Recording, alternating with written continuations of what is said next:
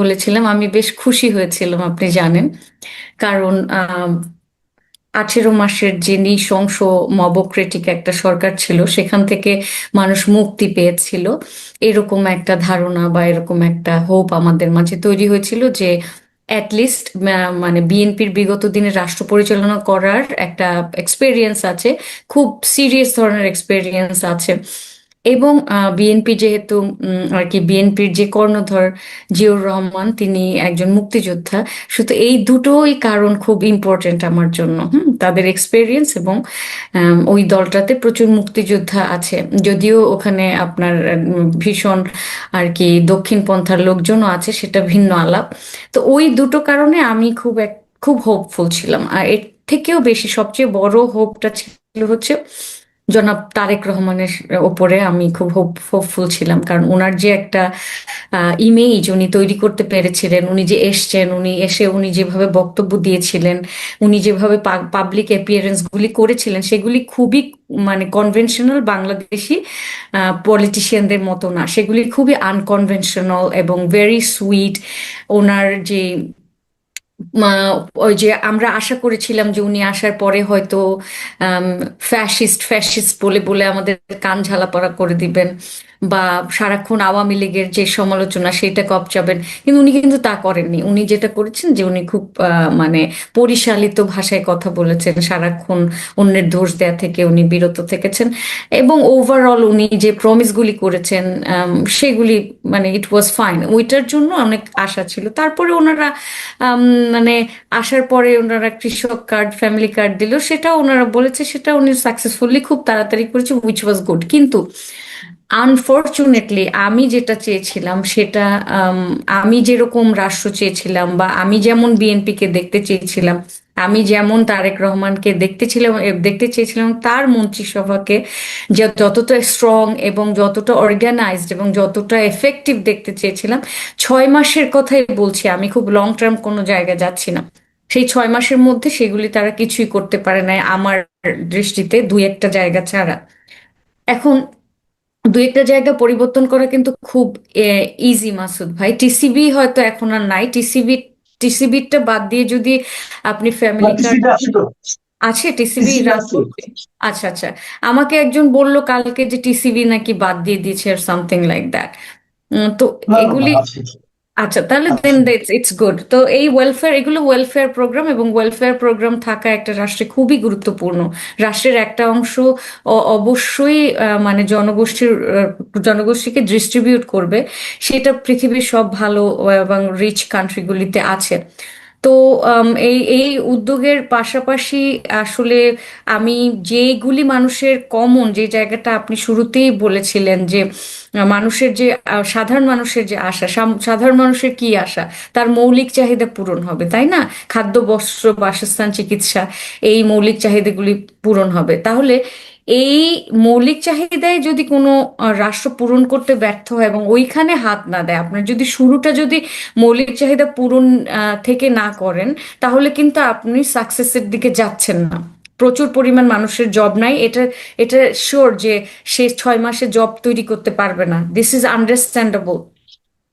গ্যাসের সংকট, বিদ্যুতের সংকট, এইটাও আন্ডারস্ট্যান্ডেবল। তারা বিভিন্ন এক্সকিউজ দিয়েছেন যে এই এই কারণে আর কি বিদ্যুৎ নাই, গ্যাস নাই, ঠিক আছে। সেটাও ধরেন মেনে নিলাম, কিন্তু ওই ব্যাপারে তারা কিভাবে সলিউশন দিবে? এখন আপনি গ্যাসের চুলে রান্না করবেন, গ্যাসের চুলে বাদ দিলেন। তারপরে আমি যেটা বলছি, আমি কলকারখানা ইনভেস্টমেন্টের কথা বাদই দিলাম, ঠিক আছে, বড় প্রজেক্ট বাদই দিলাম। ধরেন ওগুলি আমি আমি কেয়ার করছি না। আমি সাধারণ মানুষ হিসেবে বলছি যে আমি তো রান্না করব, তাহলে আমি কি গ্যাসে করব না ইলেকট্রিক কুকারে করব? ইলেকট্রিক কুকার করলে তো আমার ইলেকট্রিসিটি লাগবে, ঠিক আছে। তাহলে আমি চলবোটা কি করে? অসহনীয় গরম একটা দেশ, সেই দেশের মানুষের জনজীবন কিভাবে বিপর্যস্ত হচ্ছে, স্টুডেন্টরা মানে স্কুলে যে কিভাবে ম্যানেজ করছে, তাদের তো কষ্ট হচ্ছে, সবার এখানে অসহনীয় কষ্ট হচ্ছে। এই জায়গাগুলি কিছুই ম্যানেজ হয় নাই। হ্যাঁ, মোটামুটি ভাবে যে আপনার বড় বড় যে অর্থনৈতিক, গ্যাস, বিদ্যুৎ, শিল্প উৎপাদন, বিনিয়োগ, এইগুলি কিছুই ম্যানেজ হয়নি এখন পর্যন্ত। এবং এইগুলি ম্যানেজ না হওয়া নিয়ে এই পর্যায়ে 6 মাসের মধ্যে আপনি তাদেরকে খুব বড় দোষারোপ করতে হয়তো পারবেন না। কিন্তু যে জায়গাটাতে আমি তাদেরকে সব থেকে বেশি আপনার রেসপন্সিবল করব, সেটা হচ্ছে যে আমি যে আগে বলেছিলাম যে ইউনুসের মবের এক্সটেনশন হিসেবে চলছে এখানে। আপনি দেখবেন যে ইউনুস যে মব তৈরি করে রেখেছিলেন গত 18 মাসে, সেই একই মব তৈরি হচ্ছে। অনেকে বলছে আইন শৃঙ্খলা পরিস্থিতি কিছুটা উন্নতি হয়েছে, কিন্তু আমার জানা মতে, আমি তো বেশি দিন হয়নি এসছি এই দেশে, আমার জানা মতে কিন্তু আইন শৃঙ্খলা পরিস্থিতির তেমন কোনো উন্নতি হয়নি। আগেও যেমন মব ভায়োলেন্স দেখেছি, এখনো সেই মব ভায়োলেন্স দেখছি। আগেও যে এই আম্মার তারপরে ওই যে আয়াজ সহ এই ধরনের যে জুলাই যে যে সন্ত্রাসীরা, সেই সন্ত্রাসীরা আগের মতোই তারা কিন্তু তাণ্ডব লীলা চালাচ্ছে, নারীকে মারছে, নারী হেনস্থা, বা আপনার রাস্তাঘাটেও যে 32 নম্বরে যেভাবে তারা সহিংসতা করেছে, সেখানে পুলিশ বাহিনীর ভূমিকা দেখেছেন। তার মানে পুলিশ বাহিনীরও ভূমিকা আগের সরকারের মতোই রয়েছে।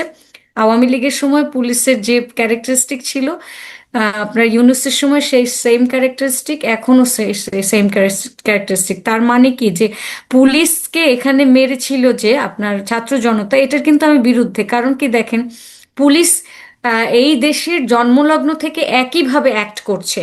মানে পুলিশ যে সরকার থাকে তার হয়ে কাজ করছে। তার মানে কি 32 নম্বরে ঢুকতে দিবে না, ফুল দিতে দিবে না 15ই আগস্টে, সেটা পুলিশ কিন্তু একেবারে স্ট্রংলি ওখানে ঢোকার ব্যাপারে নিয়ন্ত্রণ করছে। কিন্তু police at the same time কেন আপনার এনসিপির বা জুলাই যে যোদ্ধা বলে যারা, জুলাই যোদ্ধা বলে যারা নিজেদেরকে পরিচয় দেয়, তাদের কেন প্রোটেকশন দিচ্ছে? তারা তো বিএনপির কর্মী না। তাহলে এই যে প্রোটেকশনটা দিচ্ছে, তাহলে ওই যে একটা আপনার বিএনপির সম্পর্কে কিন্তু কমন একটা নতুন ন্যারেটিভ তৈরি হয়েছে যে আমরা আর মামুরা সরকার চালাচ্ছি। জামাত এনসিপি বিএনপির মধ্যে একটা নেগোসিয়েশনের মাধ্যমে যে সরকারটা চলছে, সেটা কিন্তু খুব ভালোভাবে তারা একেবারে বারবার প্রমাণ করছে। তাহলে আয়াজকে কোনোভাবেই আইনের আওতায় নেওয়া হয় না, আম্মারকে কোনোভাবে আইনের আওতায় নেওয়া হয় না, তারা বেধড়ক পিটাচ্ছে মানুষ ধরে। এটা আবার কেমন গণতান্ত্রিক দেশ হয়ে গেল? এটা কিসের গণতন্ত্র? তাহলে এটা আপনি কি মবতন্ত্রে, সেই মবতান্ত্রিক সরকারই তো রয়ে গেছে। আইন শৃঙ্খলা পরিস্থিতি, আমাদের স্বরাষ্ট্রমন্ত্রী বলেছে কোনো মব থাকবে না, কই কিচ্ছু তো উন্নতি হলো না দেশের। তো এরপরে হচ্ছে আপনি চিটাগংয়ে যে আহ, মানে একেবারে প্রকাশ্য লোকের রান্দা নিয়ে গুলি করছে, এগুলি তো হচ্ছে কনস্ট্যান্টলি। আপনি একটা জিনিস দেখান যে কোথায় উন্নতি হয়েছে। I don't find anything, I don't see anything. এই মানে overall this is my beginning of মানে আন্ডারস্ট্যান্ডিং যে কিভাবে। ধরেন আপনি যে কথাটা বললেন যে মানুষের এক বেসিক যে চাহিদাগুলো, সেই চাহিদাগুলো মেটানোর ক্ষেত্রে সরকারের যে ভূমিকা এবং তার যে অবস্থান, তার যে রেসপন্স, এটা নিয়ে আপনি কথা বললেন। কিন্তু আমরা তো এটাও বলি, আমরা মানে আওয়ামী লীগ সরকারের বিরুদ্ধে যে অভিযোগটা উচ্চারিত হয়, সবাই বলে যে তারা স্বৈরতান্ত্রিক সরকার ছিল, একনায়কতান্ত্রিক ছিল, ফ্যাসিবাদী একটা গভর্নমেন্ট ছিল। আমি যদি এই তিনটা অ্যাডজেক্টিভকে ধরি, তো এর বিপরীতে আমরা কি চাইছিলাম? আমরা চাইছিলাম একটা গণতান্ত্রিক সমাজ, একটা আপনার ন্যায় ভিত্তিক সমাজ, একটা সবাই যার যার আদর্শের কথা বলতে পারবে এমন একটা সমাজ। তো সেই গণতন্ত্রটাই যে আমি পেয়েছি। আম, এই কোয়েশ্চেনটা আসলে সবার করা উচিত, যেটা আপনি করেছেন, যে আমরা বারবার অন্যকে ফ্যাসিস্ট বলছি এবং ডিকটেটোরিয়াল বলছি, যে তারা ডিকটেটর। তাহলে ডিকটেটর কে না, সেই কোয়েশ্চেনটা কিন্তু আমাদের সামনে আসে। কে কখন ডিকটেটর ছিল না, এই কোয়েশ্চেনটাও করতে হয়। ইউনূসের শাসনামলে কি বিরোধী দলকে একেবারে কঠিনভাবে দমন করা হয়নি? আহ, মানে আওয়ামী লীগের যে পরিমাণ নেতাকর্মীদের আপনি মারা হয়েছে, এবং আপনি কারাগারেও মেরে ফেলা হয়েছে সম্পূর্ণভাবে, এগুলি তো একদিন প্রকাশ পাবে। তারপরে হচ্ছে আপনার এই যে শেখ হাসিনার বক্তব্য প্রচার করতে না দেওয়া, এই মানে বিএনপির কাছ থেকে, যেটা আমি তারেক রহমানের কাছে এক্সপেক্ট করিনি। মানে বিভিন্ন জায়গা যদি অন্যান্যরা কন্ট্রোল করে, যেমন ধরেন আম, আপনার এই মন্ত্রী পরিষদরা ধরেন এক একটা মন্ত্রণালয় তারা কন্ট্রোল করে, তার মানে বুঝলাম যে তারা ডিসিশন নেয়। হুম। তাহলে আপনার আমাদের যে প্রধানমন্ত্রী, তাহলে তার ভূমিকাটা কোথায়? হ্যাঁ, তারা কি ইন্ডিপেন্ডেন্টলি ডিসাইড করে? তারা কি মানে সবাই মিলে আলোচনা করে না? আপনার আম, এই যে ইনফরমেশন মিনিস্ট্রিটা, যে আপনি একটা এই যুগে, এই যে গ্লোবালাইজেশনের যুগে আপনি বলছেন কি যে হাসিনার কোনো আর কি বক্তব্য প্রকাশ করা যাবে না, কিন্তু সে নিজে, তারা নিজেরা দেখছে, সেটা ঢালাওয়ারে কিন্তু প্রচার হচ্ছে, ফেসবুকে দেখছে। মানে আপনি মেইনস্ট্রিম মিডিয়াকে, বাংলাদেশের মেইনস্ট্রিম মিডিয়াকে সরকারের হচ্ছে দলীয় দাস বানিয়ে আপনি নিজে বসে বসে সোশ্যাল মিডিয়াতে দেখছেন। মানে এগুলি হাস্যকর না? তাহলে আপনি গণতন্ত্রটা কোথায় দেখছেন? ডেমোক্রেসি না ফ্যাসিজম? যে যে আমরা বারবার বলি যে অমুকে ফ্যাসিস্ট ছিল, তাহলে এই যে অন্যকে এইভাবে আর কি দমন করা, এবং সেখানে চরম ডানপন্থা, চরম দক্ষিণ পন্থাকে আর কি ইয়ে করা, প্রচার করা এবং প্রমোট করা, এবং দক্ষিণ পন্থাকে নিয়ে রাজনীতি করা, এবং তাদেরকে এইভাবে প্রশ্রয় দেওয়া, তারা যেটা চাচ্ছে সেটাই হচ্ছে, তাহলে সেটা তো আরো বেশি ফ্যাসিস্ট। ফ্যাসিস্টের ডেফিনেশনগুলি দেখেন, সেটার মধ্যে একটা ওয়ান অফ দ্য বিগেস্ট যে সে ভীষণ টক্সিক ন্যাশনালিস্ট হবে। এই টক্সিক ন্যাশনালিজম আপনি দেখতে পাচ্ছেন না, ভারত বিরোধিতা। আওয়ামী লীগ কখনো কি অন্য কোনো রাষ্ট্রের বিরোধিতা করেছে? আওয়ামী লীগ শুধু আমেরিকা বিরোধিতা করেছিল, সেটাও হচ্ছে আমাদের সার্বভৌমত্বের প্রশ্নে করেছিল। হ্যাঁ, এবং সার্বভৌমত্বের কারণে আপনি কিন্তু একটা দেশের বিরোধিতা করতে পারবেন, এবং সেটাও প্রমাণ হয়ে গেছে যে এই যে অসম চুক্তি আমাদের হয়েছে, এখন আমরা কারো কাছ থেকে কিছু কিনতে পারবো না, তাহলে আমাদের মানে আমেরিকার পারমিশন ছাড়া আমরা কিছুই করতে পারবো না, এরকম। তো সেটার বিরুদ্ধে তো এই যে শেখ হাসিনা বলেছিল না যে আমি ক্ষমতায় টিকে থাকতে পারতাম যদি আমি আম, মানে ইউএস এর আর কি ইয়েতে তারা যে ইয়ে দিয়েছিল সেটাতে আমি যদি এগ্রি করতাম, সে তো এগ্রি করেনি। তো এখন যেটা হয়েছে যে এই যে ভারত বিরোধী রাজনীতি করা, বা মানে আমাদের প্রধানমন্ত্রী যে একটা ডিসিশন নিল ভারতে যাবে না, এগুলি খুব খুব শিশু সুলভ, এবং এগুলি খুব দেখুন, এই যে আপনার উইক আমি আপনাকে জিও বলছি, পলিটিক্যাল ডিসিশন। এই যে ভারতে এই সফরে যাওয়ার ব্যাপারটা কি, হুম। এটা নিয়ে এর মধ্যে বেশ পানি ঘোলা হয়েছে। আমি আজকে দেখলাম যে ভারতের পত্রিকা, ভারতের দুটো পত্রিকা অন্তত নিয়ে রিয়েকশনটা করলাম। তারা বলছে যে বাংলাদেশ থেকে বলা হয়েছে যে মানে তারেক রহমানের ভারত যাওয়া না যাওয়ার ক্ষেত্রে তারা প্রধানত মোটা দাগে দুটো শর্ত দিয়েছে। একটা হলো শেখ হাসিনাকে ফেরত পাঠানো, আর একটা হলো হাদির হত্যাকারীকে ফেরত পাঠানো। এবং ভারত বলছে যে এই দুটো শর্ত কঠিন শর্ত, দুটোকে কঠিন শর্ত হিসেবে অভিহিত করেছে। তো এখন কয়েকটা পয়েন্ট এখানে যে এই দুটো শর্ত আমাদের প্রধানমন্ত্রীর সঙ্গে ভারতের, আমাদের সবচেয়ে নিকটতম বলবো না আমি, আমাদের একমাত্র প্রতিবেশীর সঙ্গে আলোচনার ক্ষেত্রে এবং অনেকগুলো মানে আপনার অমীমাংসিত বিষয় নিরসনের ক্ষেত্রে এই দুটো শর্ত কিভাবে আসে, মানে এই দুটো শর্ত কিভাবে গুরুত্বপূর্ণ হয়। এই দুটো না হলে কি আমাদের ওই সমস্যাগুলি ধরা যাক, আমি কথার কথা বলি, এই দুটো যদি না থাকতো, যদি ভারত মনে করেন তাদেরকে দিয়ে দেয় এক্ষুনি, তাহলে কি আমাদের অন্যান্য সমস্ত আলোচনাগুলি হতে থাকবে? অথবা এই দুটো যদি না দেয়, তাহলে অন্যান্য যে আমাদের মধ্যে যে আপনার যে বিরোধগুলো আছে, যে ডিসপিউট গুলি আছে, সেগুলো কি নিরসন হয়ে যাবে? সেই সমস্যাগুলি কি আমাদের আর থাকবে না? আমাদের সমস্যাগুলি কি বাণিজ্যিক সমস্যা আছে, আমরা অনেক কিছু ভারতকে পাঠাতে পারছি না, আমাদের সীমান্ত সমস্যা আছে, পুশব্যাকের সমস্যা আছে, আমাদের লোকজনের ভিসা প্রাপ্তি না পাওয়ার সমস্যা আছে। এই সবগুলির চেয়ে কি এই দুটো বিষয় বেশি গুরুত্বপূর্ণ? তো এই ধরনের শর্ত প্রয়োগটাকে আপনি কিভাবে দেখছেন? আমার কাছে এই ব্যাপারটা ভীষণ চাইল্ডিশ এবং উইক জিও পলিটিক্যাল ডিসিশন হিসেবে মনে হয়েছে। আমি ভাবতে পারি না একটা দেশের মানে সরকার এই ধরনের ছেলে খেলা, মানে এটা মনে হচ্ছে যে তারা পুতুল খেলছে, ওই যে যা তোর সাথে আমি খেলবো না এটা না করলে, ঠিক আছে, এরকম কিছু একটা হচ্ছে এখানে। কোনো সিরিয়াস যে যে জিনিসগুলি আপনি দেখতে পাচ্ছেন, যে জিনিসগুলি আসলেই সিরিয়াস, যেগুলি তাদের সাথে আমাদের জিও পলিটিক্যাল ইন্টারডিপেন্ডেন্স আছে, উই আর মানে ডিপেন্ডেন্ট অন ইচ আদার্স, মানে আমরা সার্বভৌমত্বের ক্ষেত্রে ক্ষেত্রে দুই দুই দেশ একে অন্যের প্রতি ভীষণভাবে নির্ভরশীল, সেই ব্যাপারটা কিন্তু তারা এনশিওর করে নেয়। ফার্স্ট অফ অল ইকোনমিক ইন্টারডিপেন্ডেন্সি যেটা আছে চরমভাবে আমাদের কেনাকাটার ক্ষেত্রে, সেই ব্যাপারেও কোনো কিছু বলেনি।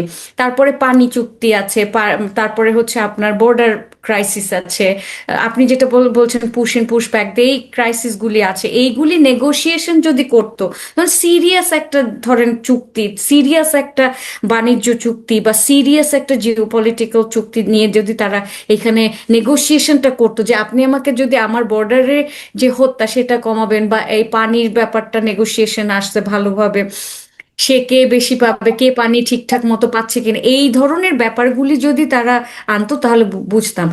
দেখেন, যেখানে শেখ হাসিনা নিজে বলছে যে আমি ডিসেম্বরের মধ্যে আসবো, এবং সে খুব সিরিয়াসলি বলছে, এবং সেটা নিয়ে সে সংবাদ সম্মেলন পর্যন্ত করেছে, আপনি নিজে চাচ্ছেন আমার বাসায় আসতে, আর আমি যদি আপনাকে বলি আপনি যদি আমার বাসায় না আসেন আপনার সাথে আমি কথা বলবো না, ব্যাপারটা সেরকম হয়ে গেল না? খুবই ফালতু, খুবই হাস্যকর একটা পপুলিস্ট জনতুষ্টিমূলক পাবলিককে খুশি করার একটা আর কি ছেলে খেলার ডিসিশন, যেটা এই এই যে এইরকম একটা কথা বলতে আমার তো মনে হচ্ছে যে ভারত সরকার এটা নিয়ে হাসাহাসি করছে, তাদের দেশের মানুষ যারা এটা শুনেছে তারা হাসাহাসি করেছে।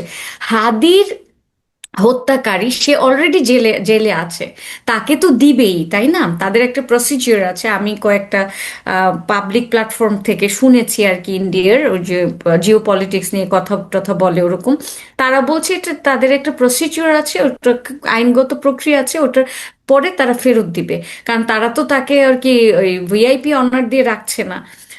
এখন এই হাদি হত্যা কখন এই পরিমাণ আর কি বাংলাদেশের যে অর্থনৈতিক সংকট, জিও পলিটিক্যাল সংকট, বা বাংলাদেশের যে ইন্টারনাল ক্রাইসিসগুলি আছে, মৌলিক চাহিদার যে অভাব যেটা হয়নি, এই যে বেসিক যে নিডসগুলি আমাদের যেগুলি ফুলফিল করার জন্য আমাদের মানে যে পরিমাণ অর্থনৈতিক ঘাটতি আছে, মেইন প্রবলেমটা তো ওইখানে, যে এই এই যে আপনার তেল, আপনার ওই যে গ্যাস, তারপরে আপনার ইলেকট্রিসিটির যে প্রবলেম, এই প্রবলেমগুলি সলভ করা, এইগুলি করতে যেই পরিমাণ অর্থনৈতিক যোগান আমাদের দিতে হবে, সেই সব ব্যাপারে বাংলাদেশের সরকারের কোনো মাথা ব্যথা নাই। কিন্তু আপনার ওই যে ছেলে খেলা, এই যে হাদি কিন্তু সবচেয়ে বড় পপুলিস্ট একটা পলিটিক্যাল এখন একটা ওয়েপন। হ্যাঁ, এখনো আমি ভেবেছিলাম এই যে হাদি যে একটা পলিটিক্যাল ওয়েপন, এই ওয়েপেনাইজিং হয়তো বিএনপির সময় বন্ধ হয়ে যাবে। ওমা, বিএনপির পলিটিক্সেরও এত বড় হাতিয়ার কখন হাদি হয়ে গেল আপনি আমাকে বলেন? এটা হাস্যকর না? আই আই মানে জেনুইনলি মানে ফিল স্যাড যে একটা মানুষ মারা গেছে, ওটার জন্য তার বিচার হবে, এটা আমি definitely I I really want that. সে যদি বাংলাদেশ বিরোধী রাজনীতিও করে থাকে, সে তো পাকিস্তানপন্থী ছিল, স্টিল আমি তার তাকে তাকে হত্যাযোগ্য করে তোলা যায় না, বা কাউকে মারার অধিকার কারণেই সেই জিনিসটা ভয়ঙ্কর চরম অন্যায় হয়েছে, সেই অন্যায় প্রতি কিন্তু সেই জিনিসটা ভারতের সাথে আমাদের জিও পলিটিক্যাল বা ইকোনমিক ক্রাইসিস বা ওভারঅল ক্রাইসিস সলভ করার জন্য ওইটা কখন আমাদের নেগোসিয়েশনের প্রাইমারি টার্গেট হয়ে গেল সেটাও জানি না। আর হাসিনা যে যে আসতে চায় তাকে আবার পুনরায় ফেরত চাওয়া কোনভাবে, কিভাবে, মানে এটাতে প্রমাণ হয় কি জানেন, যে আপনি মানে এডুকেশন ওয়াইজ মানে উইজডম আপনার রাষ্ট্রের নেই, মানে আমাদের রাষ্ট্রের যে যে চিন্তক, রাষ্ট্রচিন্তা যারা করে, আমাদের যে গভর্নমেন্ট আছে, তাদের ওই পরিমাণ উইজডম নাই। না হয় এই ধরনের ইস্যু নিয়ে, এই যে যাওয়া নিয়ে এই জন্য ছেলে খেলা খেলতে পারে না। This is terribly weak political decision. জি, অনেক ধন্যবাদ। অনেক ধন্যবাদ নাহিদ আক্তার। আমরা বিভিন্ন বিষয় নিয়ে কথা বললাম। আমার মনে হয় আমাদের দর্শকদের মধ্যে আপনার এই কথাগুলো নানাভাবে প্রভাব বিস্তার করতে পারে, এবং আমি নিজেও এটা মনে করি যে আপনার যে বিষয়গুলো আপনি বললেন, বিশেষ করে আমাদের সর্বশেষ পররাষ্ট্রনীতি নিয়ে এবং সমাজে চলমান যে মব কালচার, সেগুলো নিয়ে আমি মনে করি মানুষের এগুলো ভাবা উচিত, এবং যার যার জায়গা থেকে এর পরে জনগণের প্রত্যাশাটা অনেক বেড়ে গেছে যে এই সরকার, কিন্তু যেটা দেখা যাচ্ছে যে শেখ হাসিনার সময় কারোর কোনো কমপ্লেন ছিল না যে আমি বিদ্যুৎ পাচ্ছি না, গ্যাস পাচ্ছি না, পানি পাচ্ছি না, কোনো ধরনের কমপ্লেন ছিল না। ইউনূস আসার পর থেকে এই কমপ্লেন শুরু হলো, এখন তো প্রকট অবস্থা হয়ে গেছে এই জিনিসগুলি। মানে আমরা তো তাও ঢাকায় কিছু পাওয়ার পাচ্ছি, ইলেকট্রিসিটি পাচ্ছি, বাইরে তো এই জিনিসগুলি আহ, একদমই পাওয়া যাচ্ছে না। এইখানে ইনভেস্টমেন্ট তখনই আসবে যখন পলিটিক্যাল স্টেবিলিটি হবে, যখন বাংলাদেশে ইনফ্রাস্ট্রাকচার ঠিক হবে। আপনার ইনফ্রাস্ট্রাকচারের উপরে তো শেখ হাসিনা অনেক কাজ করেছে, this a whole list of it, সে কি কি করেছে, সব দিকেই করেছে আপনার সে কাজ। সো এখন ওনাকে আমরা তাড়িয়ে দেওয়ার পর আহ, এই দেশে আর কোনো কাজ হয় নাই, নাই ইনফ্রাস্ট্রাকচারের কাজ হয়েছে, নাই ইনভেস্টমেন্ট এসেছে দেশে, নাই কোনো রিফর্মস হয়েছে দেশে। দেশ আগে যেভাবে চলতো সেভাবে চল বর্তমানেও চলছে, এবং জনগণ হতাশার মধ্যে আছে, সাংঘাতিক হতাশার মধ্যে আছে। এই জন্য রাস্তাঘাটে বের হলে কিন্তু এখন জনগণ বলে যে শেখ হাসিনাকে আমরা চাই। শেখ হাসিনাকে চাওয়ার জন্য যে দাবিটা আছে এইটা মুখে মুখে আছে। আপনি দেখবেন যে আপনি একটা মুভমেন্ট দেখবেন, হয়তো জনগণের মুভমেন্ট হয়তো শুরু হয়ে যাবে। এত কষ্টে আছে জনগণ। এখন এর মধ্যে আপনি বললেন যে স্যালারিজ গুলি আমি বাড়িয়ে দেব। আপনি স্যালারিজ গুলি বাড়ান, আমার কোনো আপত্তি নাই, বা জনগণ বা যারা চাকরি করেন ওনাদেরও কোনো আপত্তি নাই, কিন্তু স্যালারি বাড়ানো ইজ নট ভেরি ইম্পর্টেন্ট। ওর সাথে কিন্তু আপনাকে আপনার বাজেটারি সিচুয়েশন, ফাইন্যান্সিয়াল সিচুয়েশন, আর্থিক সিচুয়েশন কি আছে দেশের সেটাও দেখতে হবে। আপনি না হয় লোকালি টাকা ছেপে আপনি ওদেরকে স্যালারি বাড়িয়ে স্যালারি দিয়ে দেবেন, কিন্তু এর সাথে যে ইনফ্লেশন বাড়বে। না, আমি আমি যে প্রশ্নটা করতে চাই সেটা হচ্ছে যে স্যালারি যাদেরকে বাড়ানো হচ্ছে সেটা তো যারা সরকারি কর্মকর্তা বা কর্মচারী। সরকারি কর্মকর্তা কর্মচারী আজকের মাত্র 15 লাখ প্লাস মাইনাস।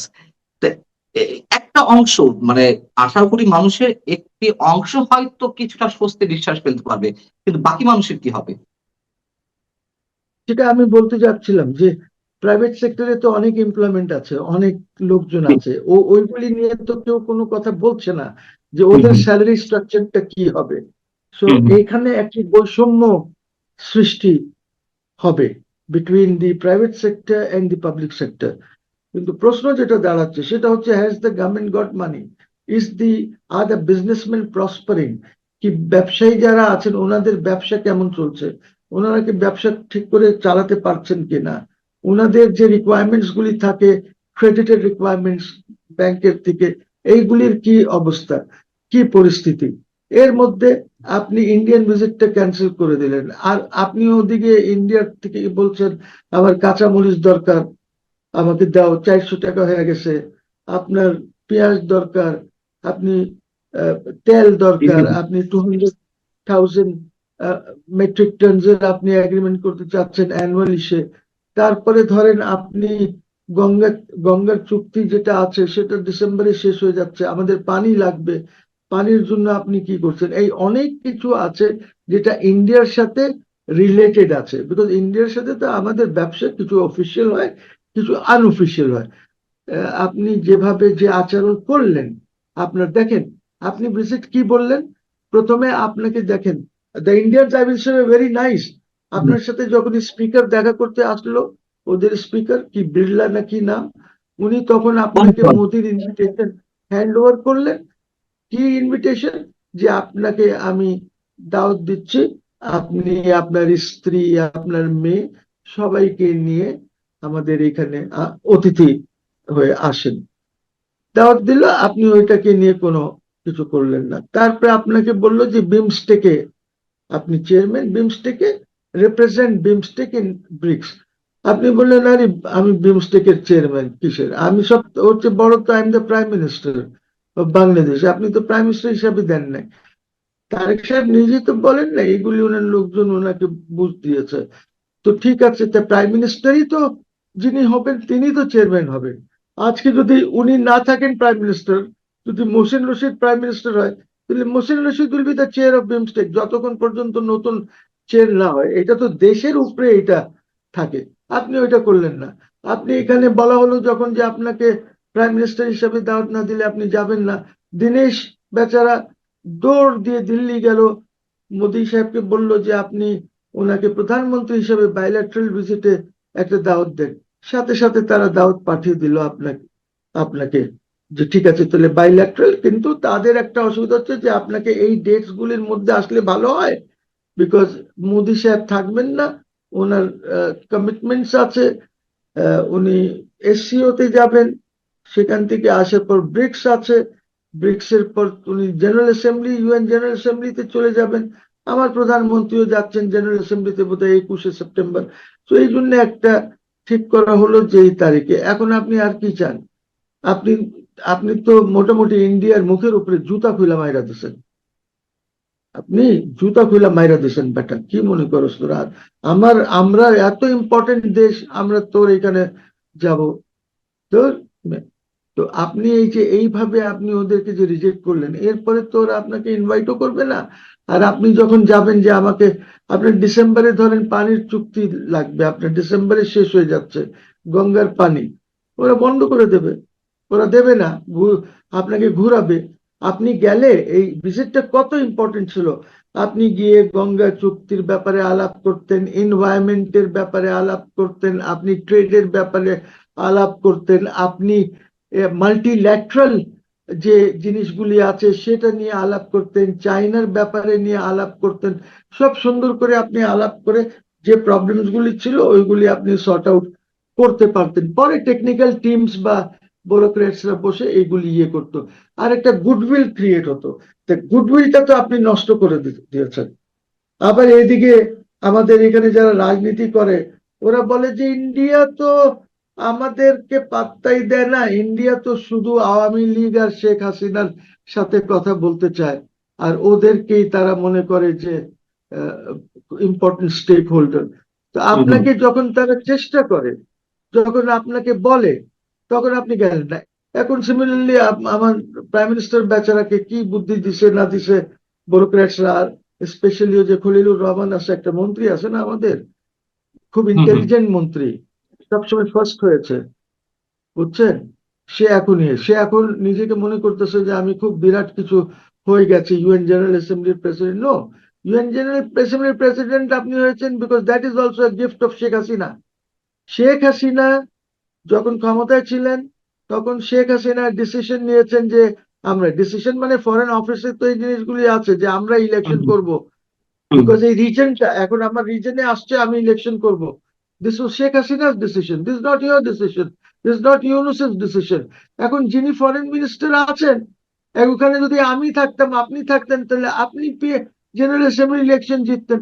সেখানেও যদি প্যালেস্টাইন উইথড্র না করতো তো আপনি জিততে পারতেন না, বিকজ প্যালেস্টাইন উইথড্র করাতে হয়েছে, ইন ব্লক মুসলিম ভোটস পেয়েছেন। তো আপনি কি হয়ে গেছেন? আপনি আপনার তো এখানে শেখ হাসিনাকে কৃতিত্ব দেবো কেন? শেখ হাসিনার ডিসিশন ছিল যে বাংলাদেশ এর পরের বার প্রতিদ্বন্দ্বিতা করবে, বাংলাদেশ থেকে প্রার্থী হবে। কিন্তু বলে কি এটির জন্য ডক্টর খলিল কিংবা এই সরকারের যে নেগোসিয়েশন বা বিভিন্ন জায়গায় যোগাযোগ, এটা কি এই কৃতিত্বটা কি আমরা এই সরকারকে দেবো নাকি শেখ হাসিনাকে দিব? না, এই সরকারের কথা না, কথা হচ্ছে যে ডিসিশন, যে আমি যেহেতু এই রিজনে এবার ইয়ে হবে, এই রিজন থেকে হবে এবার, তাহলে সে যদি বলতো যে না আমি করব না, তাহলে এই সরকার এসে করতো কি করতো না সেটা তো আমি জানি না, হাইপোথেটিক্যাল হয়ে যাচ্ছে। কিন্তু শেখ হাসিনাকে তো আমি বলবো যে শেখ হাসিনা যদি এই ডিসিশনটা না নিতেন, এই ডিসিশন তো সবখানে রেকর্ডে করা আছে, বলা আছে দ্যাট উই উইল কন্টেস্ট। তা এখন ধরেন যদি শেখ হাসিনা চলে যাওয়ার পর প্যালেস্টাইন যদি কন্টেস্ট করতো, তাহলে তো আপনি ইন ব্লক মুসলিম 59 ও 52 কান্ট্রিজ এর ভোট পেতেন না, আপনি ওইটা ডিভাইড হয়ে যাবে, ওইগুলি মোস্টলি চলে যেত, অ্যাটলিস্ট দি আরব লীগের যে ভোটস গুলি ছিল ওইগুলি প্যালেস্টাইনের কাছে চলে যেত, আপনি হেরে যেতেন। আপনার তো ডাইরেক্ট হয়েছে সাইপ্রাসের সাথে, ইন ব্লক মুসলিম ভোটস পেয়ে গেছেন। চারটিখানি কথা না যে আপনি এই 52 বা 53 কান্ট্রিজ এর মোটামুটি সব কান্ট্রিজ এর ইন ব্লক ভোট পেয়েছেন, যার জন্য আপনি আমি জিতেছেন। ভারত তো আসবো, তার আগে আপনি বলছিলেন যে শেখ হাসিনার সরকারের সময় যা হয়েছিল ইনফ্রাস্ট্রাকচারাল ডেভেলপমেন্ট বা যতটুকু যা উন্নয়ন হয়েছিল শেখ হাসিনার সরকারের সময় হয়েছে, তারপরে ডক্টর ইউনূসও কিছু করতে পারেনি, এই সরকারও কিছু করতে পারেনি।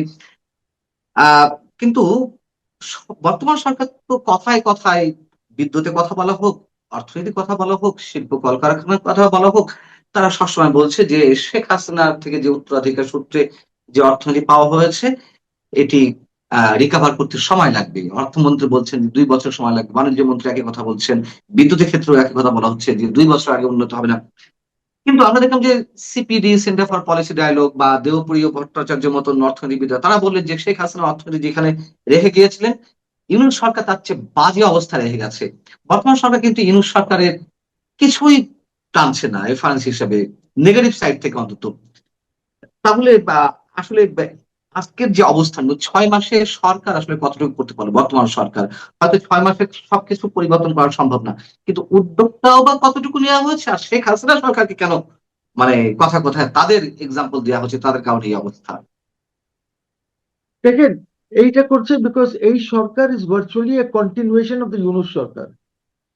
কন্টিনিউয়েশন বলবো আমি, দে মাইট বি ইলেক্টেড, সেটা ঠিক আছে, ওরা জিতেছে ইলেকশন, আমার অভিনন্দন তাদের জন্য।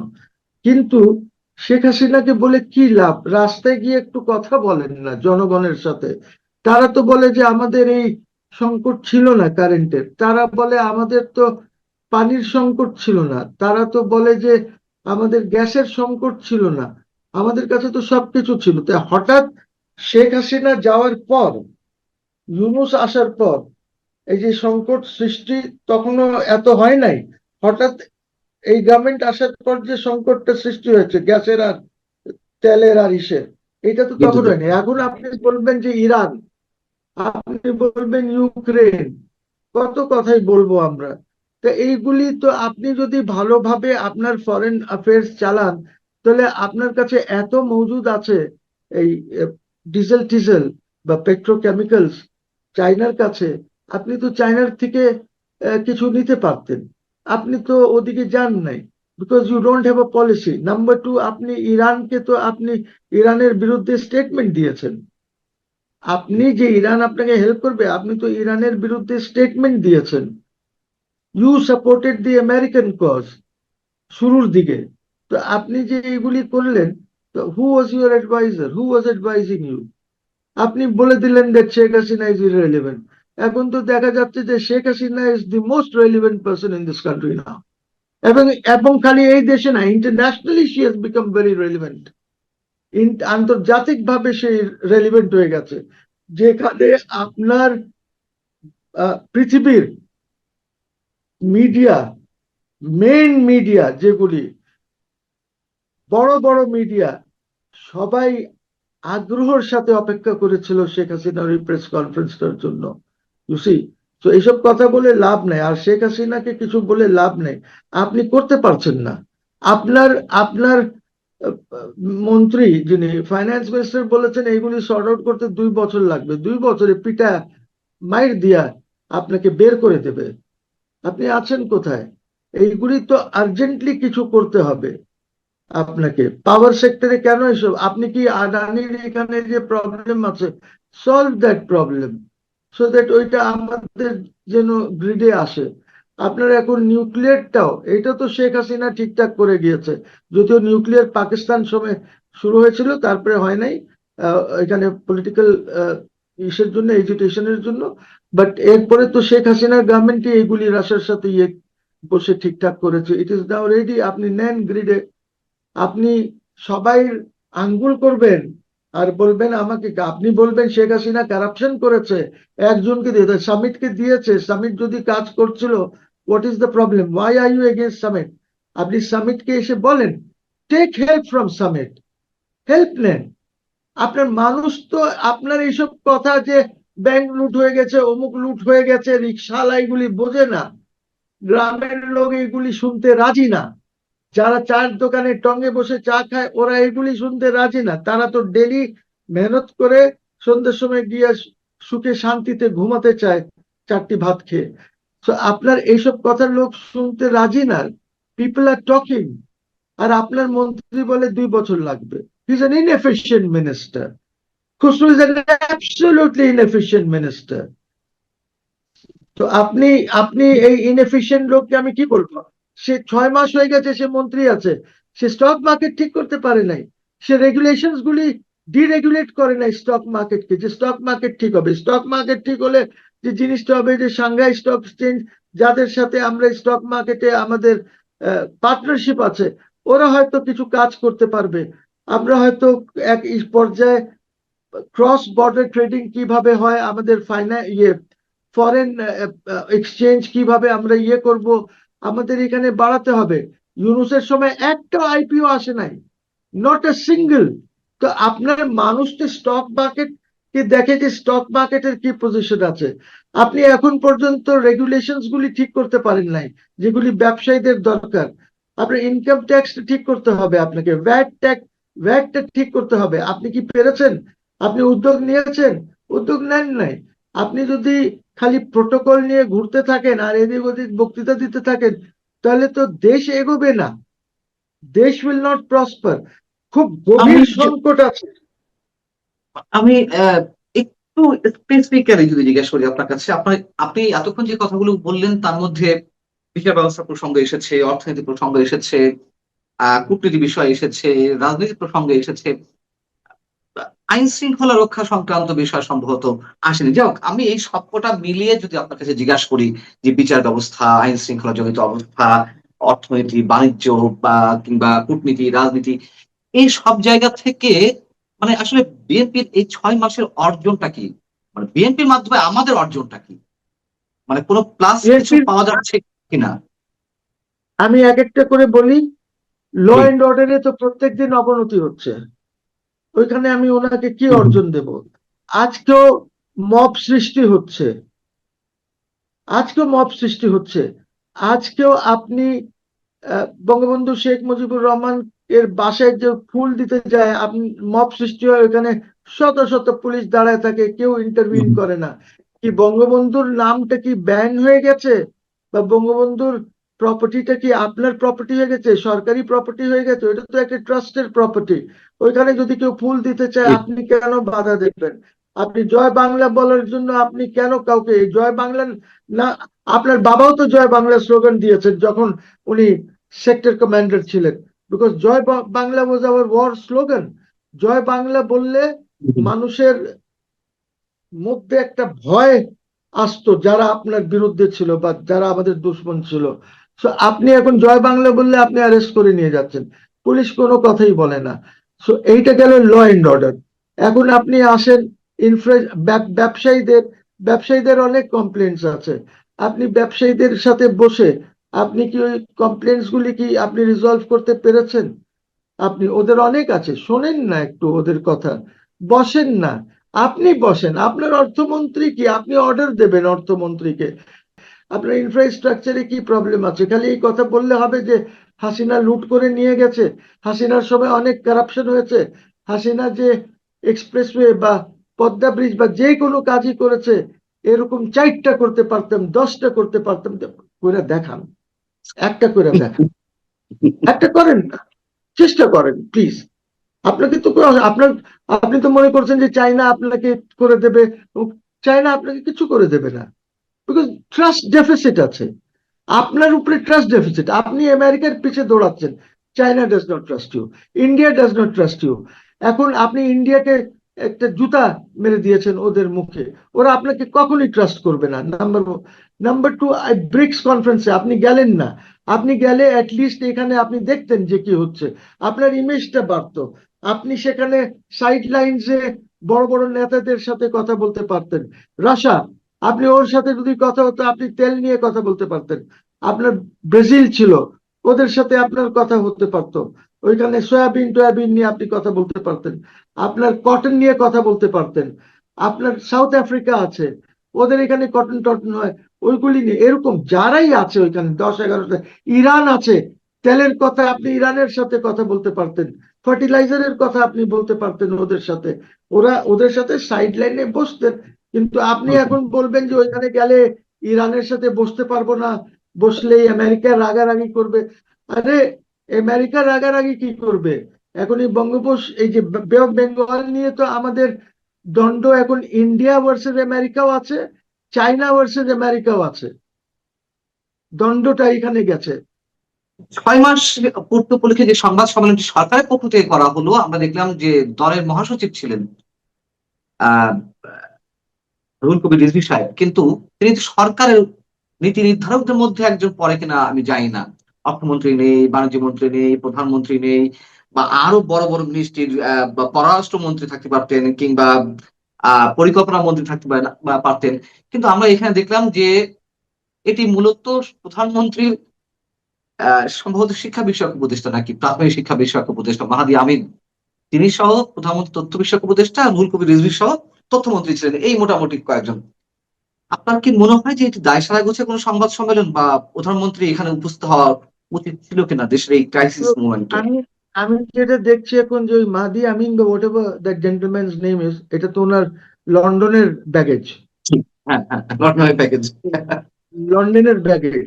তো এখন লন্ডনের ব্যাগেজ কত ইম্পর্টেন্ট হয়ে গেছে আপনি দেখেন, যে সে সংবাদ সম্মেলন করে আপনাকে 6 মাসের ইয়ে দিচ্ছে।